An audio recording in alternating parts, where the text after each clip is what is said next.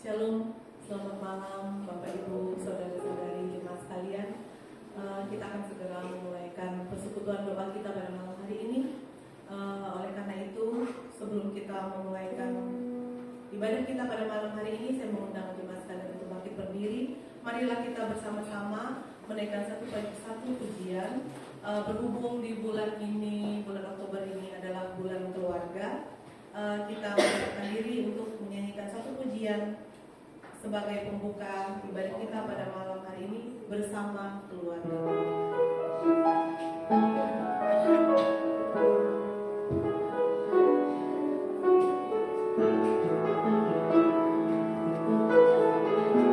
Yang pertama dalam versi bahasa Inggris. As we come into your presence, Lord, lifting our heart as one, and with one voice we sing, promise to be faithful till the end, forever love you, our God. Kita ulang dari bait pertama. As we come into your presence, Lord, lifting our heart as one, and with one voice we sing, promise to be faithful till the end, forever love you, our God. As glory and might us, we will serve you, Lord, together forever. We will love you more. Your love is higher than the universe. We will love us more. Great is your unfailing love.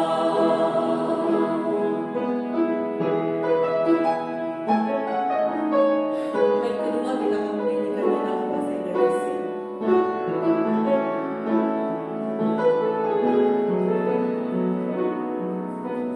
Kami datang di hadirat-Mu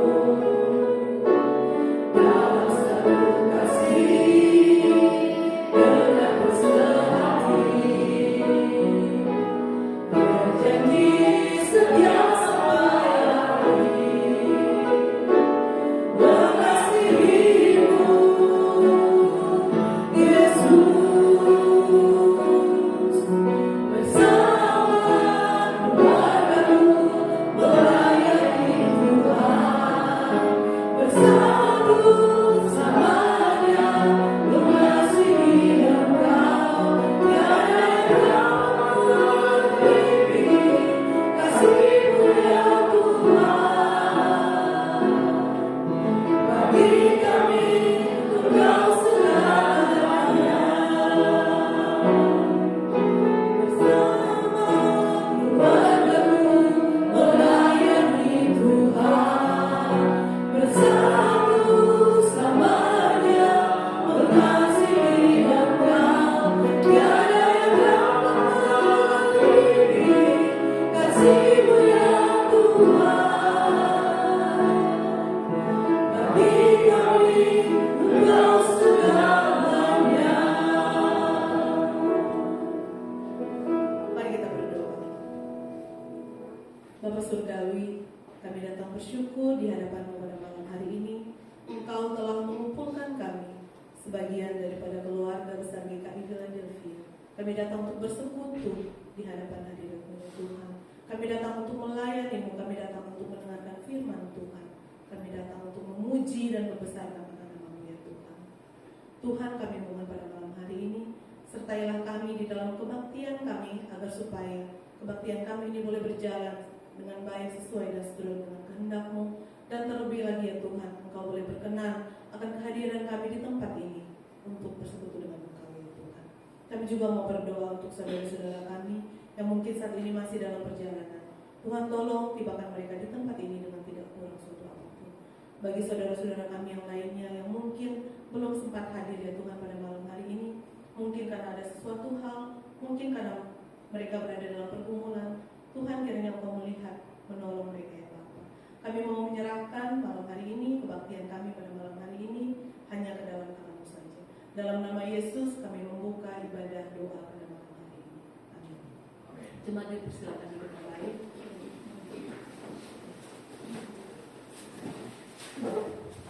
Bapak Ibu jemaat sekalian, kita telah menaikkan suatu pujian dan juga telah berdoa. Saat ini saya memberikan kesempatan kepada jemaat sekalian untuk memberikan suatu kesaksian. Apakah ada yang mau memberikan kesaksian atau puji-pujian? Saya persilakan. Ada nggak?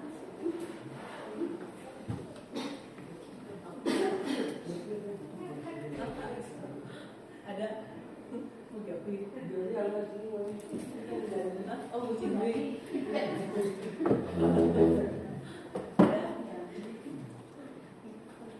Oh, pagi. Saya udah banyak ucapan syukur. Oh, iya. Kasih kesempatannya kan dulu.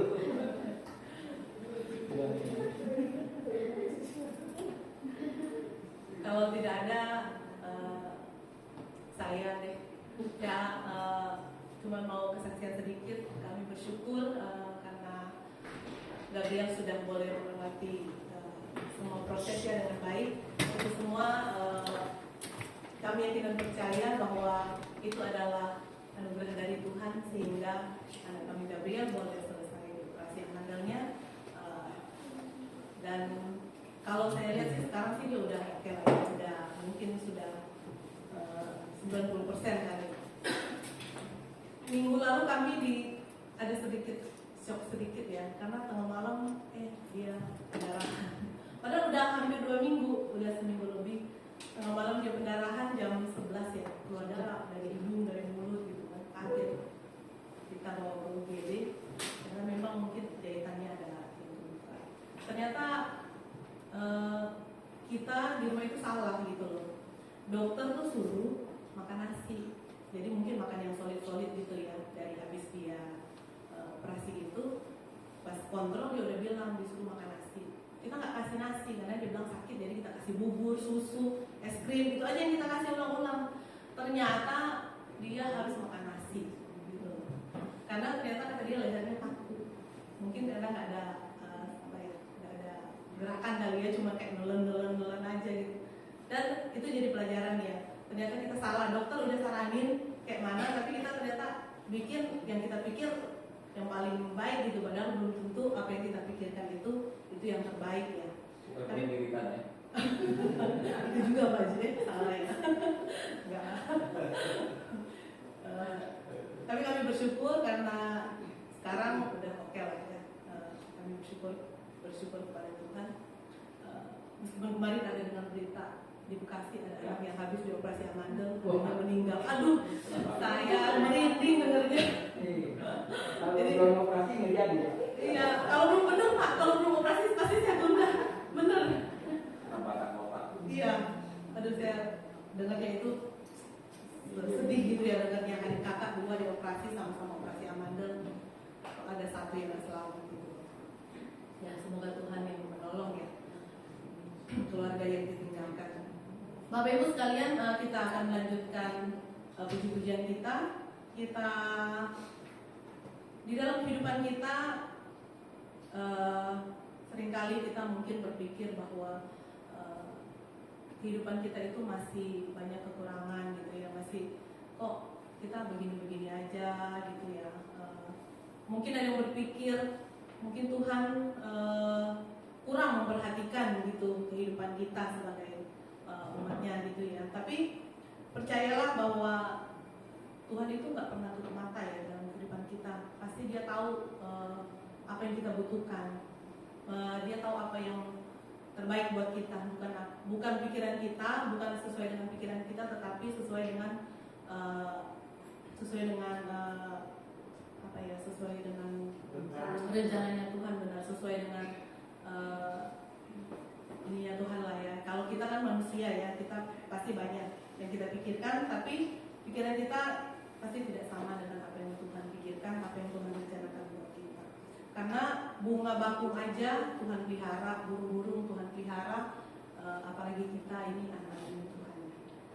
Mari kita naikkan satu pujian Tuhan.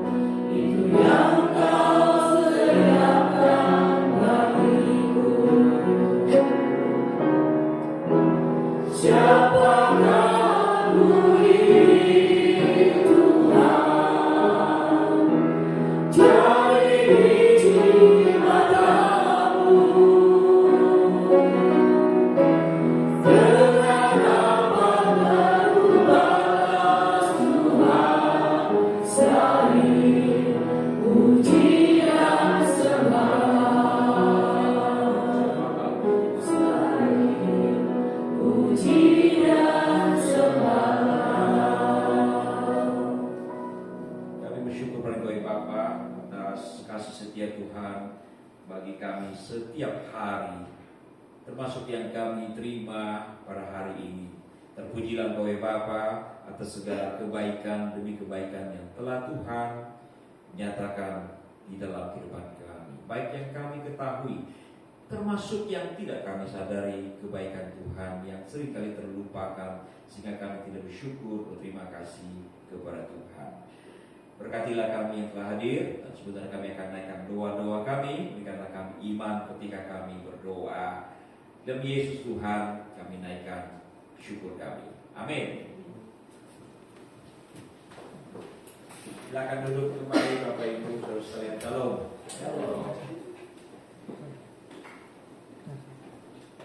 Selamat datang Budian dan dua putri pertama kali hadir dalam pertemuan doa ini. Senang menerima kunjungan dari Budian. Sesudah mari kita naikkan beberapa doa syafaat. Apa yang saudara rasakan hari ini yang paling terasa? Semua orang bilang panas ya. Padahal Jakarta hari ini suhunya cuma 35.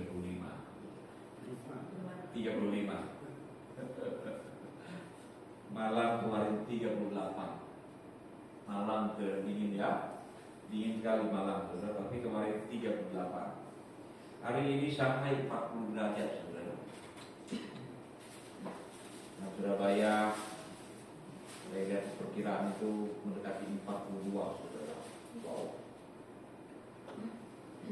Jepang suhunya 27 sampai 27,9 di beberapa wilayah Jepang. Itu adalah rekor tertinggi dalam 125 tahun.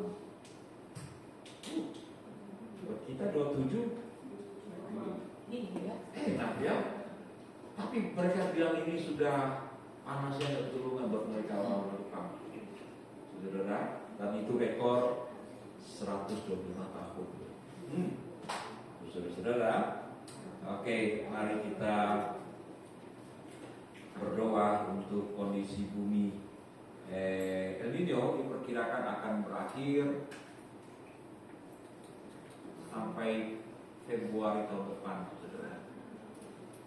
Wow.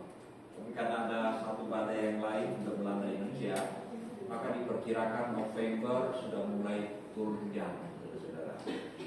Oke, mari kita berdoa untuk cuaca yang sangat-sangat buruk belakangan ini. Harap-harap saudara banyak minum, ya, minum air. Kalau tidak perlu amat, jangan keluar ruangan. Kalaupun perlu, pakailah tabir surya karena sinar UV-nya sangat jahat, saudara-saudara. Oke, mari berdoa.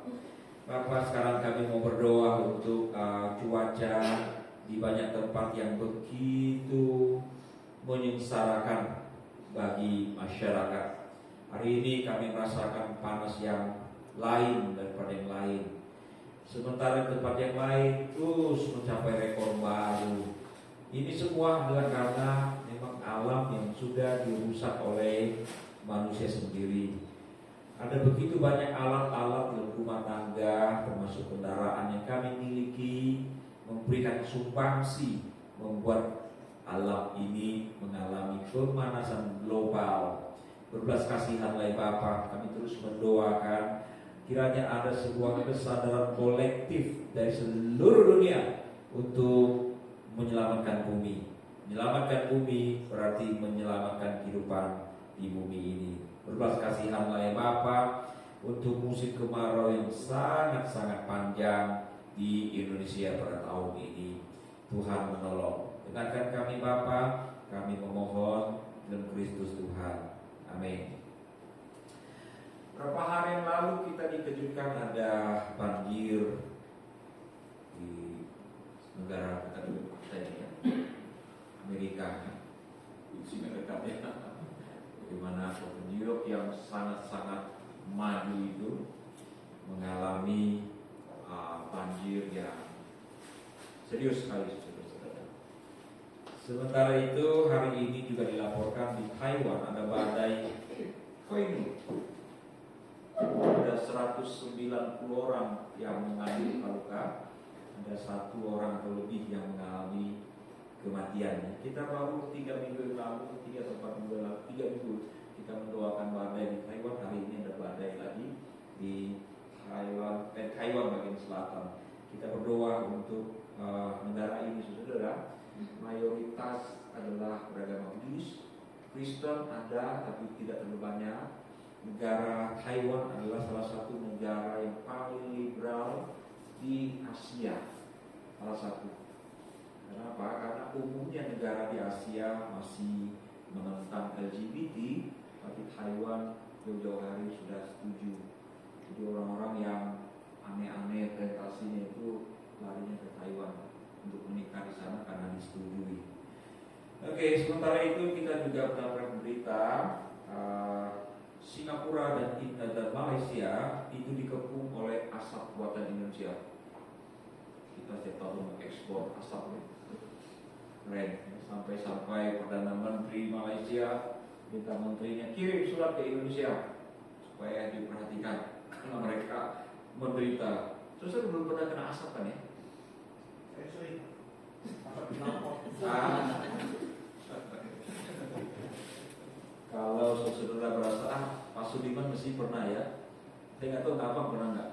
Kami dulu kalau pinggiran Pontianak ya, kalau lagi mereka orang-orang di pedalaman bakar ladang, aduh, 2 yang menderita. Nafas kita sama mata kita perih sekali saudara. Dalam rumah pun begitu. Berapa tahun yang lampau kami pulang dari Nias, terus rombongan ingin piknik ke mana tuh, ke Danau Toba. Pergilah kami ke Danau Toba. Wow, sepanjang jalan dari Medan sampai ke Danau Toba jarak pandangnya dekat. Dan begitu sampai ke Danau Toba, paling dari sini sampai pasti itu jarak pandang juga karena asap semua. Bisa dibayangkan ya, sangat menderita. Kita berdoa agar pemerintah kita juga bisa mengendalikan masyarakat ya untuk membuka ladang dan sebagainya, bagaimana baiknya layak yang dibakar ya. Ditambah lagi banyak sekali orang di Indonesia sembrono. Minggu lalu kami ke Tegal bawa mobil, hari Rabu, pulang Kamis. Itu sepanjang jalan ya, di tol itu berkali-kali kami ketemu kebakaran di pinggir jalan itu. Ada satu saat kami kaget sekaget-kagetnya. Kenapa? Begitu kita ketemu asap, begitu masuk, nggak tahu jalan di mana, kecepatan tinggi. Beruntung ya, berapa detik kemudian udah kelihatan di depan kanan, ngeri sekali. Depan saya lihat ada satu mobil udah oleh ke kiri kan ya. Rupanya banyak orang buang rokok sembarangan yang menyebabkan kebakaran seperti itu. Itulah gaya hidup orang-orang Indonesia ya. Nah ini juga peringatan untuk kaum yang merokok juga ya, yang buang sembarangan. Oke, mari kita berdoa untuk badai di Taiwan, kemudian banjir di Amerika, kota New York, dan asap dari Pulau Kalimantan dan Sumatera yang menyeberang ke Singapura dan Malaysia. Bapak, sekarang kami mau berdoa untuk beberapa tempat yang mengalami masalah. Tuhan berbelas kasihan juga kepada Amerika yang menurut berita belakangan ini sangat-sangat sulit secara ekonomi. Bagi orang tidak punya tempat tinggal terpaksa menggelandang di pinggir-pinggir jalan. Narkoba begitu marak sehingga orang-orang di sana digambarkan seperti zombie saat ini. Dan beberapa hari yang lampau kami juga melihat warta bagaimana banjir melanda kota besar, kota New York yang sangat-sangat maju itu. Tapi mereka menderita karena kesulitan ini untuk jangka yang panjang dan begitu banyak kerusakan yang ditimbulkan. Berbelas kasihan juga bagi negeri Taiwan, sebuah negeri kecil di sebuah pulau Formosa yang baru hari ini juga mengalami badai Koinu dengan kecepatan angin yang begitu dahsyat. Tuhan, ada begitu banyak orang terluka. Tuhan berbelas kasihan bagi negeri ini yang tidak bisa melepaskan diri, tidak bisa memerdekakan diri secara yuridis. Tuhan berbelas kasihan juga untuk kehidupan masyarakat di Taiwan yang begitu liberal. yang mengadopsi segala sesuatu yang mereka anggap baik. Berbelas kasihan juga buat negara Malaysia dan Singapura yang kedapatan asap kebakaran hutan yang terjadi di Kalimantan maupun di Sumatera. Ini menimbulkan banyak masalah, kesulitan bagi orang-orang. Mereka pasti marah sekali dengan orang-orang Indonesia. Berbelas kasihanlah ya Bapa, berbelas kasihanlah. Berikanlah hikmat kepada pemerintah ini untuk mengendalikan masyarakat agar tidak sembarangan membuka ladang dengan cara yang sangat-sangat tidak baik ini. Dengarkan kami Bapa, kami memohon di dalam Yesus Tuhan. Amin. Satu hal yang juga memprihatinkan, beberapa waktu yang lalu negara Jepang dinyatakan membuang limbah nuklir ke laut. Dan hari ini juga ada berita lagi akan membuang tahap kedua. Ini bangsa ini otaknya taruh di mana ya? Itu berbahaya sekali kan? Bahaya sekali. Bahkan ada orang di media sosial sekarang katanya mereka takut memakan ikan karena takut kena limbah itu. Kalau yang takut ikan kirim ke rumah ya, kalau bercanda. Tapi ini serius saudara, karena nuklir itu nggak main-main, nggak main-main. Perang Dunia Kedua, bom atom yang dijatuhkan di Nagasaki dan Hiroshima sampai hari ini masih ada dampaknya, saudara. Masih sering-sering ditemukan wanita yang melahirkan anak yang dalam kondisi cacat kenapa? Karena terpapar radiasi sisa Perang Dunia Kedua tahun 42. Itu sudah berapa puluh tahun yang lampau. Wow, ini mengerikan sekali saudara. Nah, kita berdoa agar tindakan konyol Jepang ini dapat diakhiri ya, tidak menimbulkan bencana bagi kemanusiaan. Yang kedua, kita sekaligus berdoa untuk 2 hari lalu itu sempat terjadi sebuah insiden di Yerusalem, yaitu apa? Ada sekelompok turis Kristen melewati jalan salib. Jadi mereka pikul salib kayu. Lalu ada rombongan dari Yahudi ultra ortodok meludah, walaupun meludah ke tanah ya. Berapa orangnya? Ini menimbulkan ketegangan, saudara. Ini menimbulkan ketegangan dan Perdana Menteri Israel melaporkan 5 orang ditangkap karena ini bisa menimbulkan gejolak, saudara. Oke, mari kita doakan untuk Jepang dan untuk Israel. Mari kita berdoa bersama. Bapak, saat ini kami mau berdoa untuk Jepang yang melakukan sebuah tindakan yang mencemaskan bagi seluruh dunia. Hubungan mereka membuang limbah nuklir ke lautan. Tuhan, berbelas kasihanlah agar tindakan ini tidak dilanjutkan, karena semua orang tahu ini sangat-sangat berbahaya. Masyarakat yang melakukan kekonyolan juga terjadi di Yerusalem. Orang-orang fanatik, orang Yahudi ultra ortodok yang membenci orang-orang Kristen meludah, dan ini menimbulkan gejolak di kalangan orang tertentu. Kami berdoa kiranya hal ini dapat diantisipasi dengan baik sehingga tidak menimbulkan masalah sehubungan dengan relasi beragama. Bapak, dengarkan kami Bapak, kami memohon di dalam Kristus Tuhan. Amin. Ada berita yang tidak mengenakan juga. Hari ini di Kenya ada 95 remaja putri di sebuah sekolah dilaporkan lumpuh secara mendadak dan belum diketahui apa penyakitnya. Penyakit misterius, saudara. Siswi sebuah SMP atau SMA hari ini, saudara, 95 orang dibawa ke rumah sakit lumpuh, nggak bisa berjalan. Aneh ya. Dan itu nggak sedikit, 95 orang. Kita doakan agar ini dapat diatasi dengan baik. Dokter bisa mengatasi. Kalau 1-2 orang itu kan biasa ini nggak sedikit, itu hampir 100 orang dalam satu sekolah, saudara. Nah, yang kedua kita juga berdoa bersyukur untuk TNI yang hari ini ulang tahun ya, 5 Oktober selain anak pagi ulang tahun, TNI juga ulang tahun Pak. Nah, kita doakan agar TNI tetap bisa mengawal bangsa kita dengan baik. Ayo mari berdoa. Berbelas kasihanlah bagi Kenya yang di sebuah sekolah dilaporkan tiba-tiba 95 siswi terserang penyakit misterius yang menyebabkan mereka lumpuh. Kami berdoa kiranya ini dapat diatasi.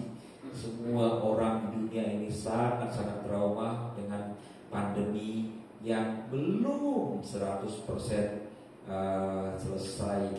Tuhan menolong agar pandemi boleh dilewatkan dengan baik dan selamat. Tuhan menolong agar penyakit di Kenya ini dapat diantisipasi dengan baik dan tidak menyebar ke mana-mana. Berkatilah TNI, Tentara Nasional Indonesia yang hari ini ulang tahun. Tuhan menolong agar TNI tetap netral, menjaga, mengawal bangsa ini.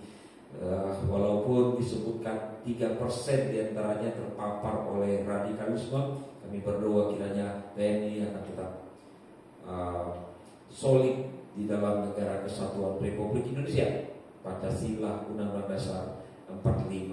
Tuhan menolong agar TNI boleh terus menjaga, mengawal bangsa ini dengan baik. Ini doa kami Bapa, kami berdoa dalam Kristus Tuhan. Amin. Kita berdoa untuk siapa tadi? Doni, adik dari Ibu Gyopi. Ibu Gyopi berarti Ibu Cinggi juga loh. Hari Senin akan ada tindakan medis di sini, ada benjolan ya. Nah, kiranya dapat ditangani dengan baik. Dan kita berdoa agar Doni dipimpin oleh Tuhan, dia bisa punya masa depan yang baik, saudara-saudara ya. Saya tahu orang tuanya sedikit cemas bagaimana dengan Doni ke depan. Tapi kita berdoa ya, seperti lagu yang dinyanyikan oleh Ibu Mary tadi ya, Tuhan diarahkan. Apabila kita berdoakan, Tuhan mengarahkan Doni dengan baik. Berdoa juga untuk Hendra, sudah banyak kemajuan. Sudah bisa jalan itu sekarang ya. Oke. Pasca operasi, saudara yang belum tahu ya, setelah kecelakaan ini batok kepalanya diangkat, masukkan ke perutnya. Setelah sekian lama batoknya sudah pasang sekarang ya. Nah, sekarang masih dilanjutkan dengan fisioterapi ya. Kita bersyukur untuk kemajuan yang dicapai. Kita berdoa untuk Ibu Catur juga ya, sudah pulang ke rumah sementara ini. Karena mereka kan tinggal di lantai 2 ya, jadi mobilnya sedikit sulit. Diharapkan nantilah kalau besok ya, tunggu lebih kuat lagi. Begitu kira-kira permintaan keluarga. Nah, bersyukur untuk Ibu Herina, tulang belakangnya itu memang sudah dipasang pen kiri kanan ya. Lihat gambar itu agak mengerikan juga tuh ya, satu ruas tulangnya itu kemakan tuh ya, rapuh jadinya. Di kiri kanan dipasangin apa itu, titanium ya, itu permanen katanya sih gitu. 2 hal tidak boleh lakukan, tidak boleh lari dan tidak boleh lompat-lompat. Berlina ya, jadi jangan ajak lari-lari gitu. Ajak jalan boleh, jalan Pasar Senen gitu, atau jalan ke Borobudur boleh ya. Kemudian jangan lupa doakan untuk Ibu Syahita. Diperkirakan kalau normalnya itu November ya, 2 hari lalu Pak David ke rumah. Ada kemungkinan akhir bulan ini akan melahirkan untuk kelima kalinya. Jadi kabar baik buat Ibu Dian ya, baru 3 sekarang, 3 perempuan ya. Kalau mau ada kawan yang sudah punya masih. Doakan agar lancar ya, Pak David Saya bilang jangan pergi kemana-mana Pak. Iya Pak. Karena kalau pergi kan bisa berbulan-bulan kan ya. Wow. Mari kita berdoa saudara. Bapak yang baik, kami mau berdoa untuk saudara Doni yang akan menjalani operasi kecil rencana Senin mendatang. Tuhan menolong, berikan hikmat, keterampilan bagi dokter untuk memberikan terapi yang baik. Lebih daripada itu kami berdoa kiranya Doni diberikan masa depan, dipimpin oleh Tuhan agar dia bisa belajar melakukan apa yang harus dilakukan, belajar mandiri ke depannya Bapak. Tuhan menolong agar dia bisa dengan bantuan Tuhan memikirkan dan merancangkan masa depan. Keluarga besar, saudara-saudara kiranya terus menopang, menolong, membimbing dan mengarahkan Doni untuk mempunyai kehidupan yang lebih baik ke depannya Bapak. Kami serahkan Doni sepenuhnya dalam tangan. Kami yakin dan percaya sebagaimana Bapak memelihara burung, pasti Doni pun dipelihara oleh Bapak. Berkatilah saudara Hendra pasca operasi kecelakaan. Kami berdoa kiranya ia bisa beraktivitas, melanjutkan kehidupan setelah bencana. Tuhan berkati Ibu Catur setelah operasi yang sukses. Kami berdoa terapi-terapi lanjutan bisa dilakukan sehingga kesehatan Ibu Catur bisa pulih. Tuhan juga berkati Ibu Asna yang harusnya menjalani kemo, tapi dia mengalami kesulitan. Tuhan juga menolong agar mujizat itu terjadi untuk Ibu Catur, Ibu Asna, termasuk Ibu Herlina. Tuhan menolong agar tulang, paru-paru, serta katarak yang telah dioperasi dua-duanya itu bisa sembuh dengan sempurna. Kami serahkan Ibu Sherly dalam tanganmu yang akan melahirkan di penghujung bulan atau awal November yang akan datang. Tuhan pimpin agar bisa melahirkan dengan selamat tanpa kekurangan sesuatu apapun. Ini doa kami Bapa. Kami berdoa dalam Kristus Tuhan. Amin. Berikan waktu bagi saudara untuk berdoa sesuai dengan pergumulan, cita-cita, kesulitan, apapun yang sudah hadapi. Silakan saudara berdoa sama kita.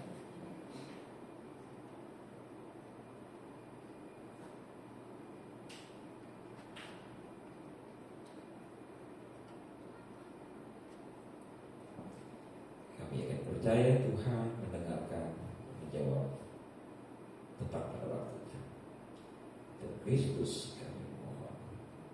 Amin.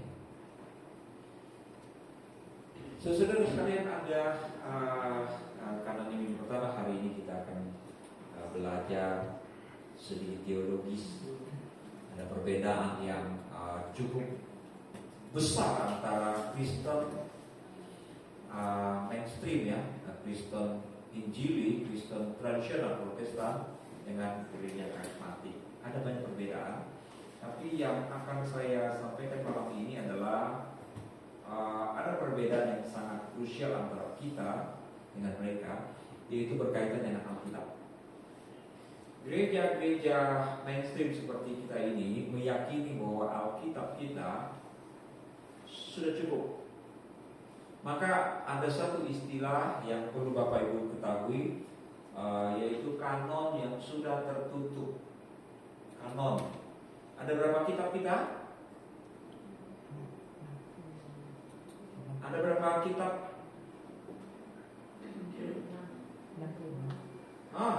Nah, nebak dari sekarang. Udah nebak salah lagi ya. Berapa jumlah kitab kita?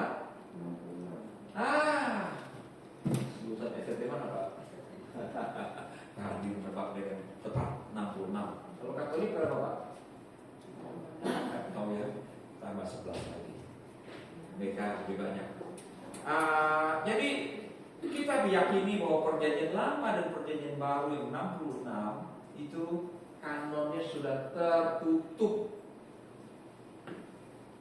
Jadi tidak perlu lagi ditambahkan. Kita mengacu pada Wahyu 22 ayat 11. Di sana dikatakan, aku bersaksi kepada setiap orang yang mendengar perkataan-perkataan nubuat dari kitab ini, kitab Wahyu.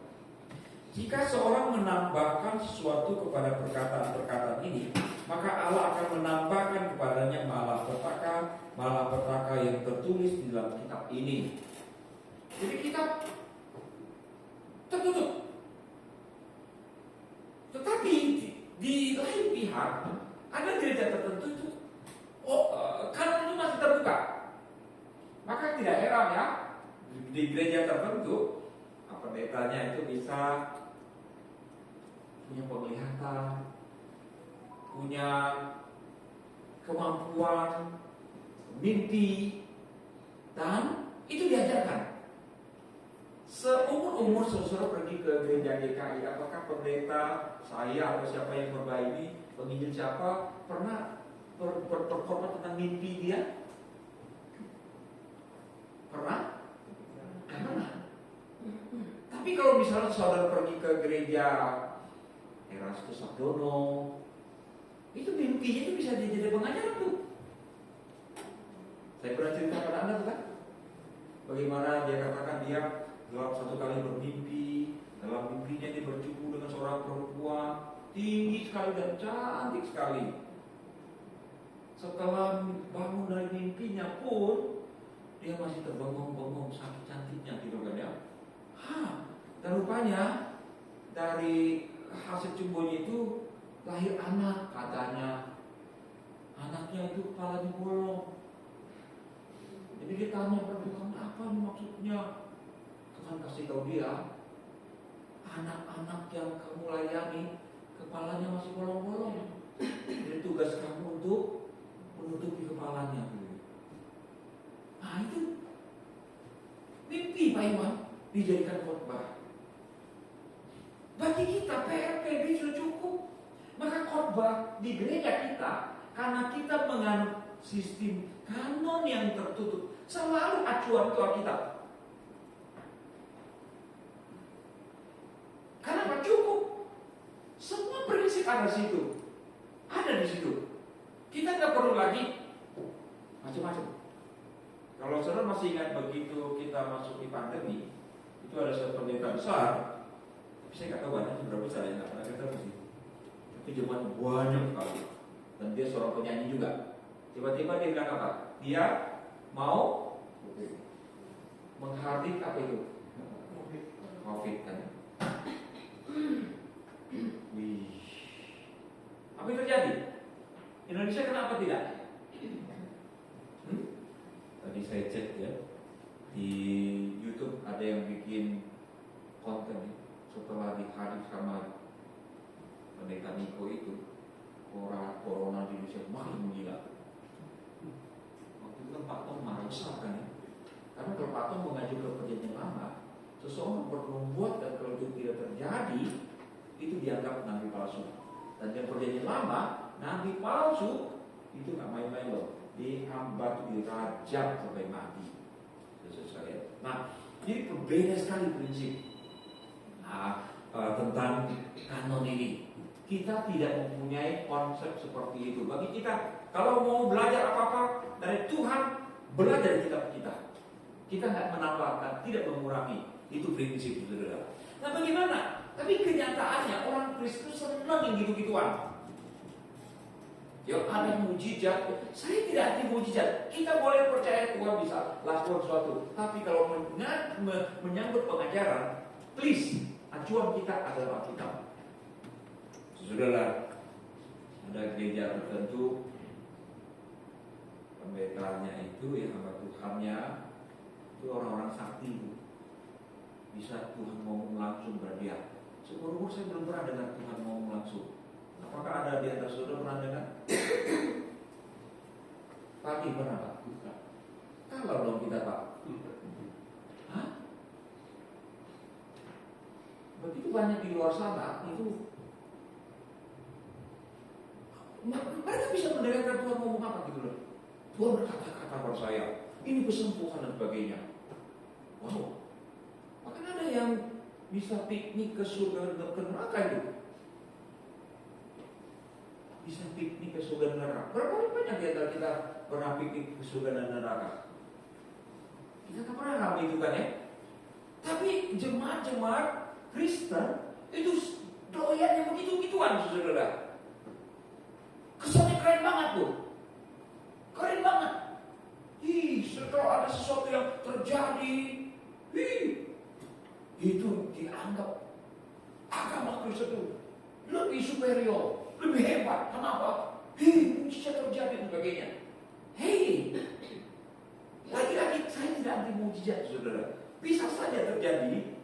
Kita boleh saja minta dari Tuhan. Tapi iman kita tidak berdasarkan mujizat. Silakan minta. Kalau Tuhan lakukan, puji Tuhan. Kalau Tuhan tidak lakukan, puji Tuhan juga. Kita tetap percaya pada Tuhan. Orang-orang mengatakan justru kalau kita merasa hebat sekali Tuhan kita karena mujizat terjadi, justru iman yang berdasarkan mujizat. Gitu loh. Saudara, kalau saudara mendengar ada yang Tuhan berkata, Tuhan berbisik-bisik, Tuhan membawa ke surga dan neraka, saya pernah kasih tahu Anda ya, ada 4 kemungkinan. Ya diuji saja. Nomor 1, Tuhan benar-benar melakukan seperti yang Dia katakan. Kemungkinan loh ya. Kemungkinan.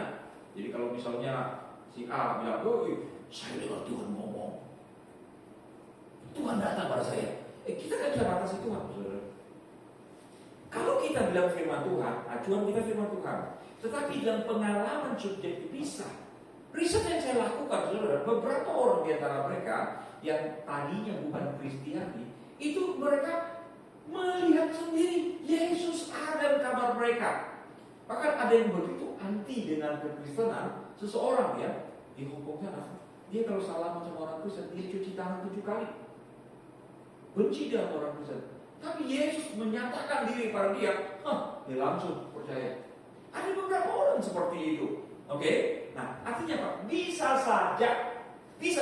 Tetapi kalau di mimbar gereja kita, itu menjadi pengalaman subjektif. Tidak menjadi pengajaran, tidak begitu. Siapa sakit misalnya, didoakan sembuh.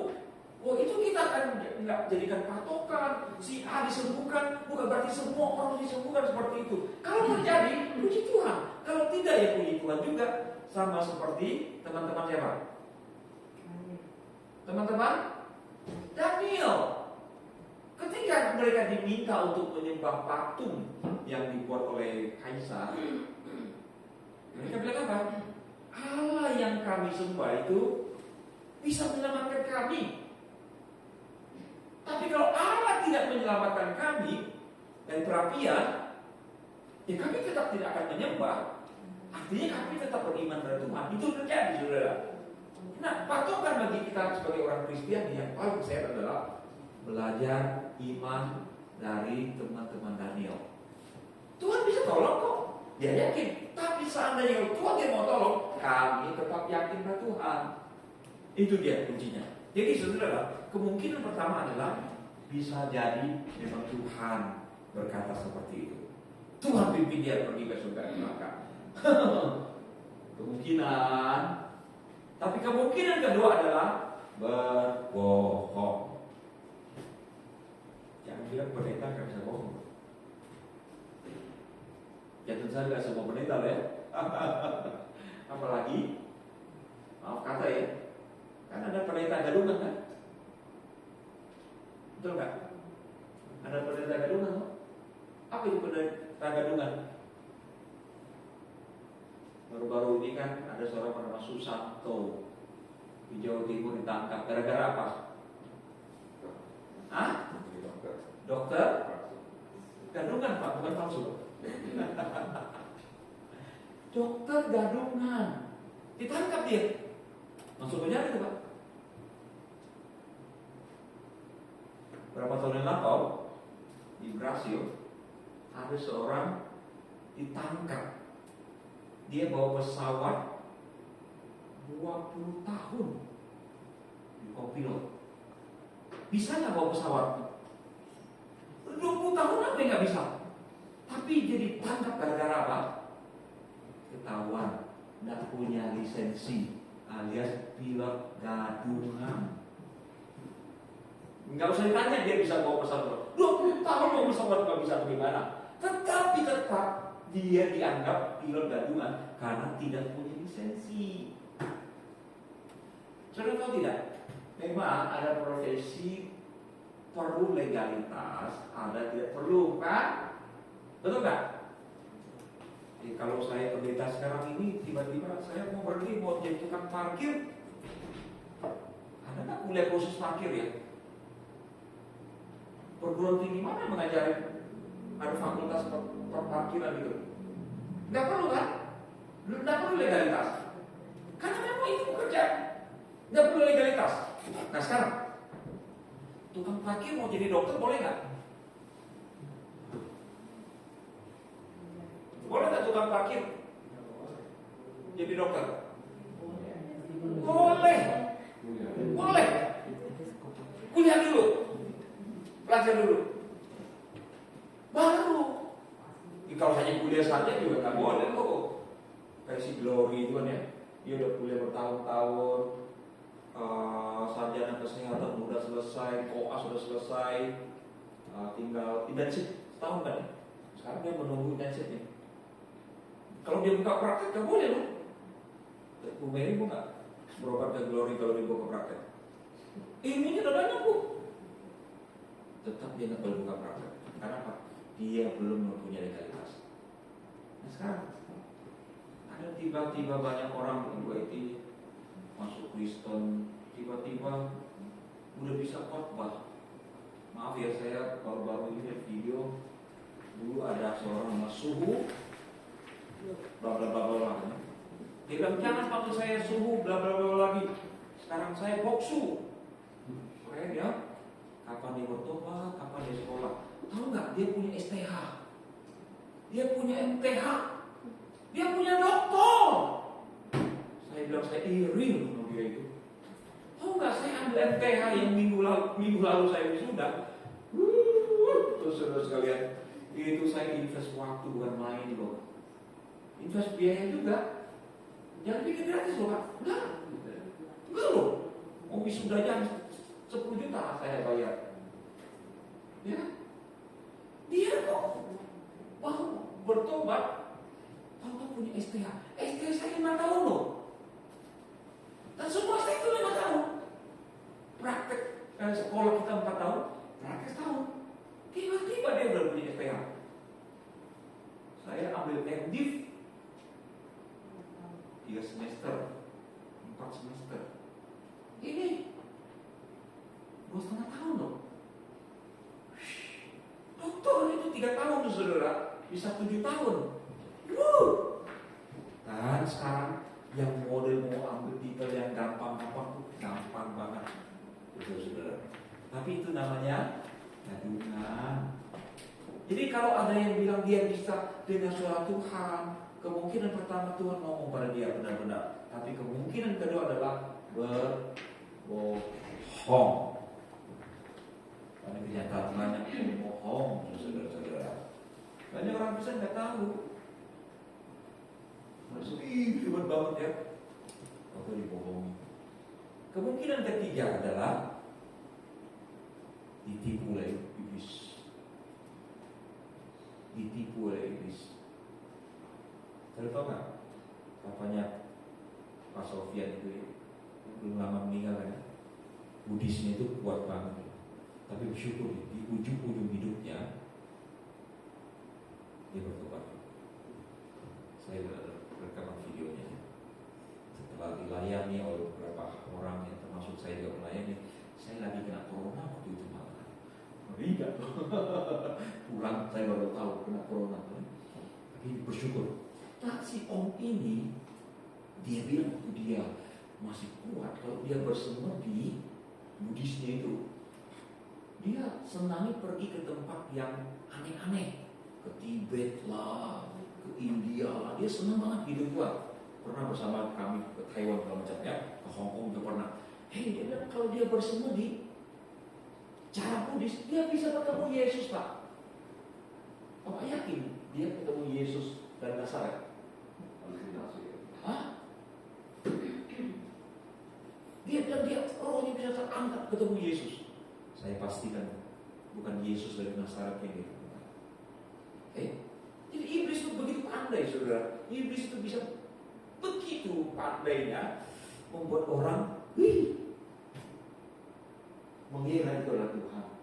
Oke, saya nggak mau berpanjang lagi. Dan yang keempat adalah gangguan kejiwaan. Gangguan kejiwaan. Saya temukan beberapa kasus ya orang yang mendengarkan suara Tuhan. Setelah saya selidiki lebih lanjut, mengalami depresi, harus minum obat. Ini nggak heran lah. Jiwa kita sangat labil, saudara.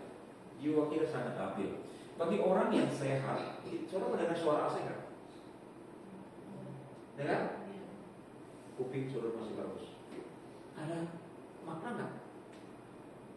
Hai Sudiman, dengarkanlah saya. Ada kata-kata seperti itu. Oh puji Tuhan, kupingnya sehat, jiwa sehat. Tapi bagi orang yang tidak sehat, itu ada maknanya tuh. Dan orang yang kena narkoba udah parah sekali, itu dia selalu dikejar oleh bayangan, ya, oleh ada halusinasi dan sebagainya. Itu namanya orang gangguan kejiwaan. Saya khawatir ya sebagian orang yang bilang mendengar suara Tuhan, bla bla bla bla bla, pergi ke surga ke neraka, itulah orang-orang yang gangguan kejiwaan. Di dalam sejarah gereja, Jim Jones di tahun 70-an bersama dengan jemaatnya bunuh diri massal di Guyana, Amerika. Setelah dibuka filenya, Jim Jones punya kelainan kejiwaan. Tahun 90 awal di Waco, Texas, ada siapa namanya? David Kores. Dia kalau berkhotbah 4 jam, saudara, dan jemaat yang berdiri 4 jam mendengarkan dia khotbah. Dan dia pikir sebentar lagi akan terjadi perang Harmagedon, maka mereka menyiapkan senjata dan sebagainya. Mereka punya bunker, punya peralatan, punya suplai logistik dan sebagainya. Terjadi negosiasi, lalu terjadi kontak senjata dengan CIA, FBI ya, di Texas itu terjadi tembak-tembakan, mati begitu banyak. David Kores setelah diperiksa gangguan kejiwaan. So, ada 4 kemungkinan benar-benar terjadi berbohong, ditipu oleh iblis, atau gangguan kejiwaan. Yang saya cek saja. Jadi jangan kagum lah ya, kagum banget dia bisa ini begitu. Lebih baik kita ikuti firman Tuhan. Kalau kita boleh potong kan? Iya Pak. Kan tadi Bapak bilang yang karismatik nih, yang tiba-tiba Tuhan bisa berkata-kata. Ya. Kemarin aku nonton film Jesus Revolution di Netflix. Asal mula karismatik itu hadir di Amerika. Ya. Pernah nonton nggak Pak? Filmnya ya? Belum, saya belum pernah. Ya di film itu kan based on true story dan banyak banget jemaat di Amerika yang tadinya drugs, dia karena bisa diselamatkan karena sih karisma seperti ini.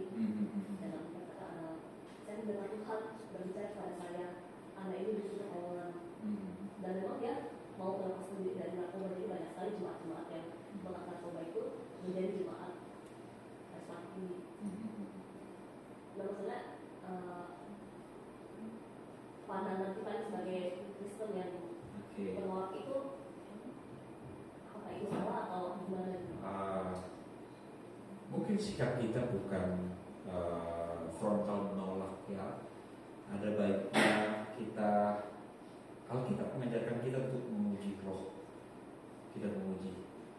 Kemudian jangan terkecoh masuk gereja berarti jadi anggota gereja juga ya. Tidak berarti orang yang masuk gereja itu sudah pasti selamat. Ya, iblis tidak pernah takut orang masuk gereja. Dan kalau saudara mau tahu ya, semakin naur sebuah gereja ajarannya, semakin naur ajarannya, itu semakin banyak mujizat terjadi di situ. Perhatikan ya, semakin naur ajaran sebuah gereja, itu semakin banyak mujizat. Tapi ini dengan pengertian bukan berarti yang tidak ada mujizat lebih baik loh. Belum tentu ya.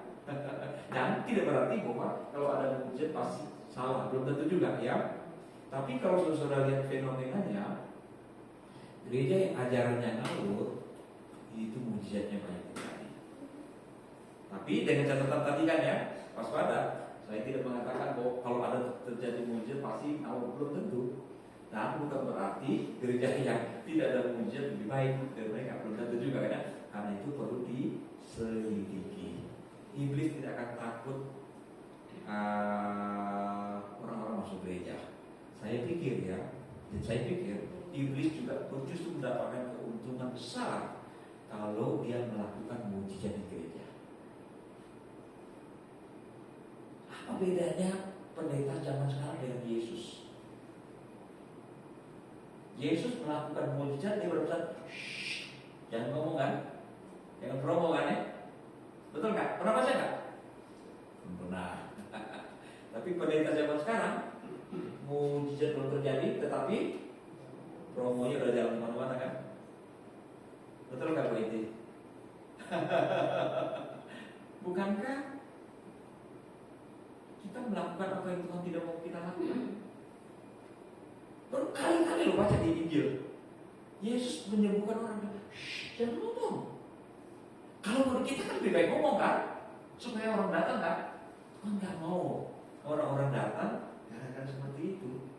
Dan ketika orang-orang datang, Yesus katakan, kamu datang bukan melihat tanda, tapi kamu lihat roti. Kamu datang lihat roti itu, bukan lihat aku sebagai pribadi yang dijanjikan dan perjanjian lama, tapi mujizat. Nah, Tuhan gak suka seperti itu justru gitu. Nah, gereja justru gemar-gemar seperti itu. Dan orang Kristen zaman makin banyak mujizat, makin ramai itu, makin ramai. Maka itu teman saya di Singapura, dia punya prinsip di dalam gereja tidak mungkin iblis bekerja.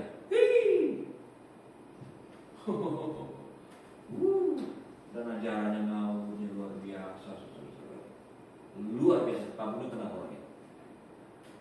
Luar biasa. Tapi akhirnya kacau juga, sekacau-kacau, baik gereja maupun kehidupan pribadinya. Akhirnya kamu gitu, kacau sekali. Kira-kira begitu, kemudian. Soalnya ada potong. Cuma karena temanya baik aja. Iya. Ya, perlu berhati-hati ya. Jadi jangan pikir gereja penuh itu pasti Tuhan berkenan. Beneran? Oh, gereja sedikit Tuhan berkenan. Sedikit belum tentu berkenan. Banyak juga bukan berarti banyak Tuhan berkati. Siapa bilang ukurannya dari ukuran orang yang ada di gereja? Bukan itu ukurannya, tapi kebenarannya. Kebenarannya. Diajarkan benar atau tidak itu? Itu paling penting. Yang paling penting di sebuah gereja adalah ajaran, saudara. Itu yang paling penting. Ajaran. Ada yang lain lagi, saudara. Bukan jumlah orang. Ya syukur-syukur bisa lebih banyak ya. Kalau makin dikit kan parah juga kan ya. Tapi banyak orang bukan berarti Tuhan berkenan. Itu perlu diwaspadai. Semoga Tuhan menolong kita, saudara ya. Jadi sikap kita kira-kira seperti itu. Nah itu kalau mereka mau terbuka itu urusan mereka, itu keyakinan mereka. Tapi keyakinan kita adalah seperti ini. Sesuatu kalau ada kesulitan mau minta Tuhan intervensi dalam bentuk mujizat, silakan. GKI tidak melarang kita untuk meminta Tuhan melakukan mujizat. Tapi kalau Tuhan pun tidak melakukan sesuatu, tetap beriman atau tidak nih? Hah? Tetap beriman. Kalau gitu iman kita lebih besar. Kenapa? Tanpa mujizat pun kita tetap beriman. Itu lebih beriman daripada saya akan percaya kalau saya sudah melihat dan sudah mengalami. Seperti Thomas. Semoga Tuhan menolong kita. Mari kita siap-siap pulang, saudara. Yuk, mari. Tuhan terima kasih untuk ayat Wahyu yang boleh kami baca dan kami sharingkan. Kiranya Tuhan menolong agar kami berhati-hati. Ada banyak cara yang iblis tempuh untuk membelokkan keyakinan kami. Tuhan menolong agar kami betul-betul menghayati kebenaran firman dengan sebaik-baiknya, menggunakan parameter yang baik untuk mengukur spiritualitas kami. Bantu kami Bapa. Ini doa kami memohon dalam Kristus Tuhan. Amin. Tuhan berkati saudara.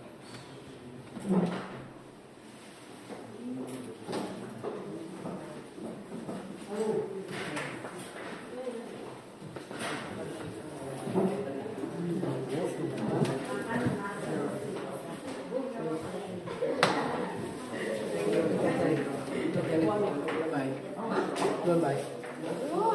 Hah? Kaki belum baik. Kaki udah meringan.